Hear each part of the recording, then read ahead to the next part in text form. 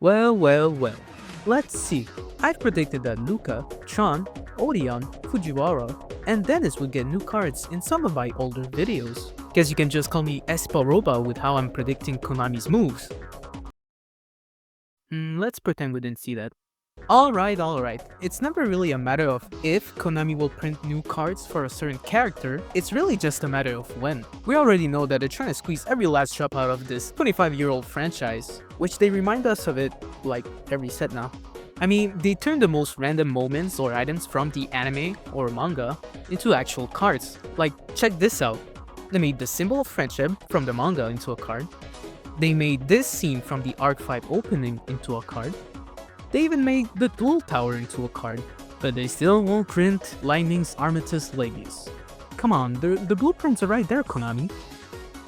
Well, to be honest, I'm a total sucker for that new anime support, so I don't blame them. I literally own the cards I was just complaining about. And aside from the ones I mentioned earlier, we've been getting tons of great anime decks. Obviously, we got the meta decks, which was Yubel and Gimmick Puppets.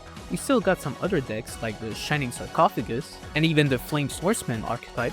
But even more so, we just got some new support for Speedroid, the Tachyons, Sharks, and soon Evil Heroes and the Ad Ignister deck. So if you're mostly an anime fan, you've been eating good lately. There have been so many new cards in archetype given to different characters, so you can't really complain.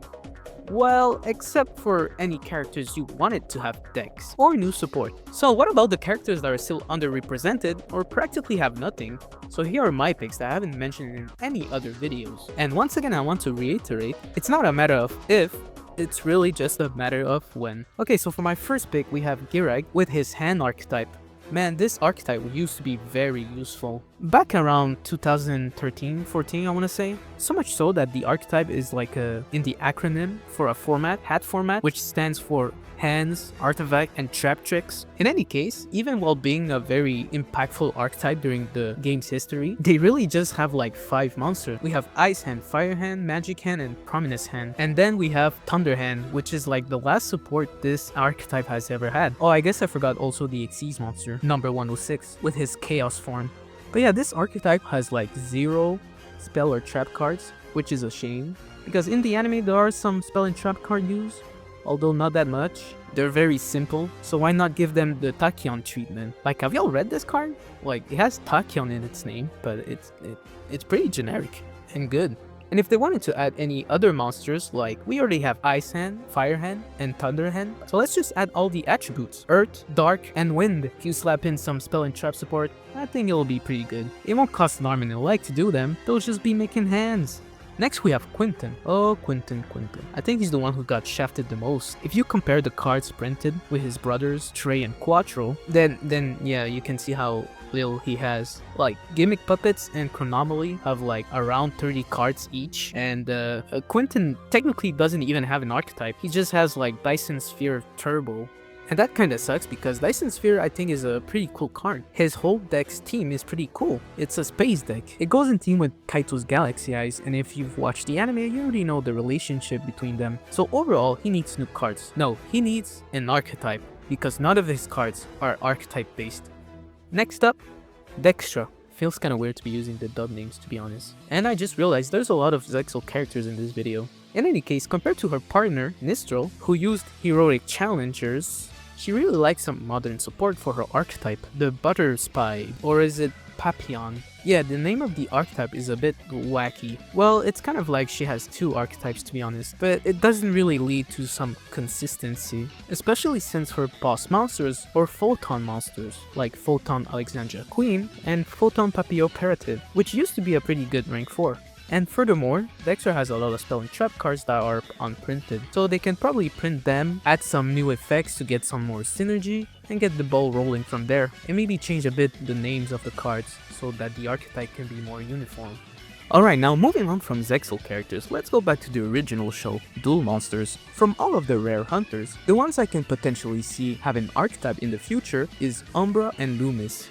I mean, they have a theme going on with the masks. They have a boss monster named Masked Beast Descardius, or even the ritual monster Masked Beast, and they also have the nostalgia factor. So with all of those factors, I'm pretty sure we're gonna have an archetype for them. If the Paradox brothers got retrains of their monsters, why not them? And I can see the retrain being an archetype based around equipping equip cards to your opponent's monster. You know, just like the anime. Moving on, here's another popular henchman, Raphael from season 4 of Duel Monsters, one of the only characters to have a legitimate win against Yami Yugi. And I guess he was really popular because his cards were printed in the earliest sets, specifically the Dark Crisis set. All of the Guardian monsters were printed there, except for Guardian Yatos and Guardian Deadside. With the monsters came their respective equip cards, and the equip cards are pretty decent for the times. And then we have Butterfly Dagger Elma, who was banned.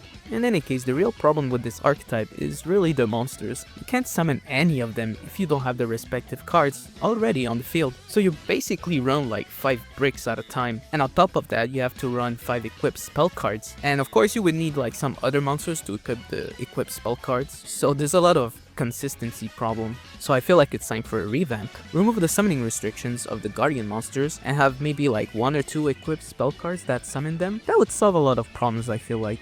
I thought I was done talking about Zexal characters, but there's still one character left that basically has nothing. And I'm talking about Elif and his New Order's Xyz monsters.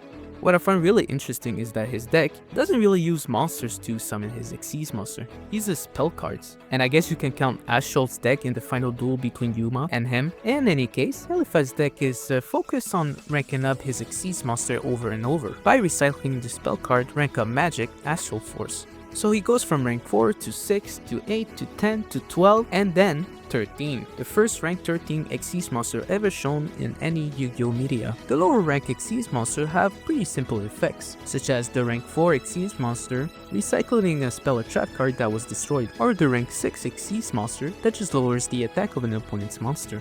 Of course, the most interesting monster is the rank 13, New Order's 13 Etheric Amen, which cannot be destroyed by battle or card effects, gains 100 attack for each Xyz material attached to it, and when this card is special summoned, you attach a number of cards from the top of your opponent's deck to this card as Xyz material, equal to the difference in ranks between this card and one Xyz monster your opponent controls. So your opponent has to play Xyz monsters, unfortunately, so it's not a guarantee effect. And when an Xyz monster is special summoned to your opponent's side of the field, you attach a number of cards from the top of your opponent's deck to this card as Xyz material, equal to the difference in ranks between this card and that monster. So this deck is really an anti-Xyz deck. Nevertheless, Konami, print them, please. I have to say though, for only one duel, Elif has really made an impact.